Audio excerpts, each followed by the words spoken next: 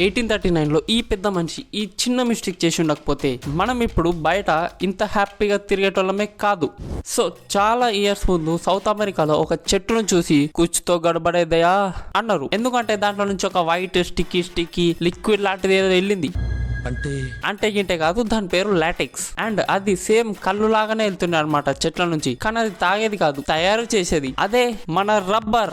So ఆ rubber 1700s లో Europe వచ్చినప్పుడు ఆడ సైంటిస్టులు దాన్ని చూసి మళ్ళా కుచ్చుతో గడబడేదయా అన్నారు. ఎందుకంటే అది సమ్మర్ లో స్టిక్కీ అయిపోతుంది అండ్ అది వింటర్ లో గట్టిగా రాయిలాగా అయిపోతుంది. సో అలా ఉన్నప్పుడే 1839 లో ఒక లక్కీయెస్ట్ మిస్టేక్ జరిగింది. అది కూడా చార్లీస్ గుడ్ ఇయర్ అనే సైంటిస్ట్ ద్వారా. సో ఆ రబ్బర్ సల్ఫ్యూరిక్ యాసిడ్ తో మిక్స్ చేసి ఒక పక్కన పెట్టుంటే బై మిస్టేక్ గా అది హాట్ స్టవ్ మీద పడిపోయింది. అంతే.